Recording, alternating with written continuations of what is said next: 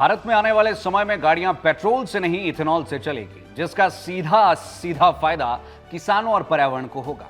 हालांकि सरकार भी इस सिस्टम से फायदे में रहेगी और डॉलर के मुकाबले रुपया भी स्टेबल होगा। मतलब एक तीर से दो नहीं, कम से कम 20 निशाने लगेंगे।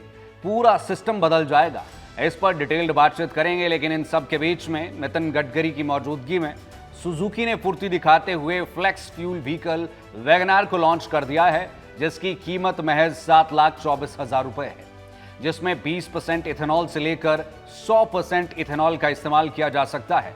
और अब सब ऑटो कंपनीज इस तरह की गाड़ी लॉन्च करने की होड़ में है। आज का दिन मेरे लिए भी बहुत खुशी का है कि कल रात को 8 बजे मैंने जो फाइल है उसके ऊपर साइन किया कि 100% इथेनॉल इसके नियम बनकर उसको आज कानूनी रूप से प्रक्रिया देने वाली फाइल पर मैंने साइन की है।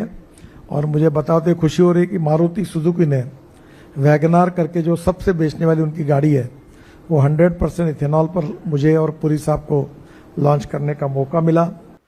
आइए अब समझते हैं कि आखिर इथेनॉल ही क्यों और कैसे बनता है इथेनॉल। बढ़ती ग्लोबल टेंशन्स और प्रदूषण के चलते यह तो तय था कि भारत पेट्रोल की जगह किसी दूसरे ऑप्शन की तरफ आगे बढ़ता, लेकिन इतना जल्दी शायद ये किसी ने नहीं सोचा था। ऐसे में मौजूदा परिस्थितियों को भांपते हुए केंद्र सरकार ने पेट्रोल में एथेनॉल मिश्रण बढ़ाकर तेल आयात पर निर्भरता कम करनी चाहिए और किसानों की आय को बढ़ाने तथा प्रदूषण को नियंत्रण में रखने के लिए यह ठोस कदम उठाए गए। नितिन गडकरी यही नहीं रुके। उन्होंने 100% इथेनॉल से चलने वाले फ्लेक्स फ्यूल व्हीकल को लेकर खुशी जताई है और इसे भारत का भविष्य माना है। एथेनॉल एक जैविक ईंधन यानी बायोफ्यूल है, जो मुख्य रूप से गन्ने, शीरे यानी मोलासिस, मक्का, चावल और अन्य कृषि उत्पादों से तैयार किया जाता है।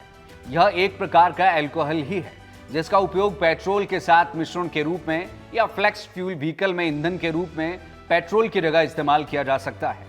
गन्ने के रस, शीरे या अनाज में मौजूद शर्करा को फर्मेंटेशन प्रक्रिया से अल्कोहल में बदला जाता है। इसके बाद डिस्टिलेशन और प्यूरिफिकेशन के प्रोसेस से ईंधन ग्रेड एथेनॉल तैयार किया जाता है। भारत में वर्तमान समय में गन्ना और अनाज दोनों से बड़े पैमाने पर एथेनॉल उत्पादन किया जा रहा है। गौर करने वाली बात यह है कि भारत हर वर्ष लगभग 14 से 15 लाख करोड़ का क्रूड ऑयल विदेशों से इंपोर्ट करता है। ऐसे में भारत की बाहरी देशों पर डिपेंडेंसी हो जाती है और अमेरिका जैसे देशों के आगे हमें घुटने टेकने पड़ते हैं।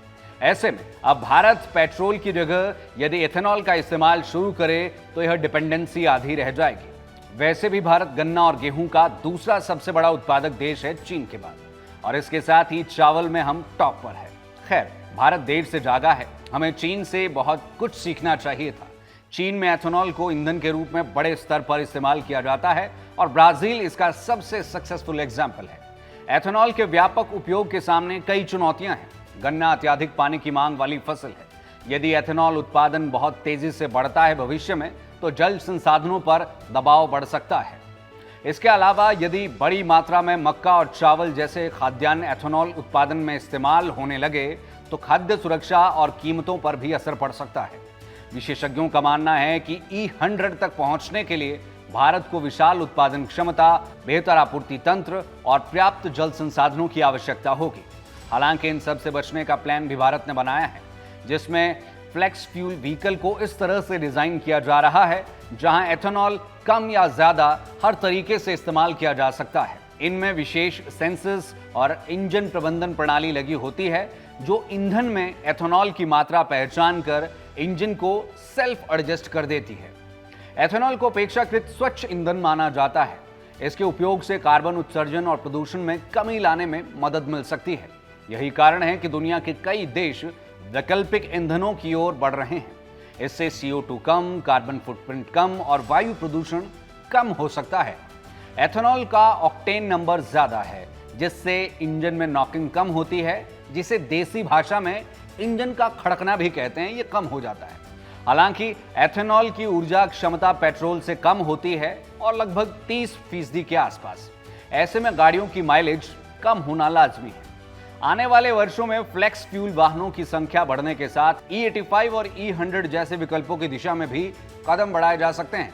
हालांकि विशेषज्ञों का मानना है कि निकट भविष्य में पेट्रोल पूरी तरह समाप्त नहीं होगा, बल्कि पेट्रोल और एथेनॉल दोनों का मिश्रित उपयोग ही अधिक व्यवहारिक समाधान रहेगा। कुल मिलाकर कहे तो एथेनॉल भारत के लिए केवल एक वैकल्पिक ईंधन नहीं, बल्कि ऊर्जा सुरक्षा, किसानों की आय और पर्यावरण संरक्षण से जुड़ी एक बड़ी रणनीति का हिस्सा है। हालांकि E100 की राह आसान नहीं है, लेकिन एथेनॉल मिश्रण और फ्लेक्स फ्यूल तकनीक भारत के परिवहन क्षेत्र में बड़ा बदलाव ला सकती है।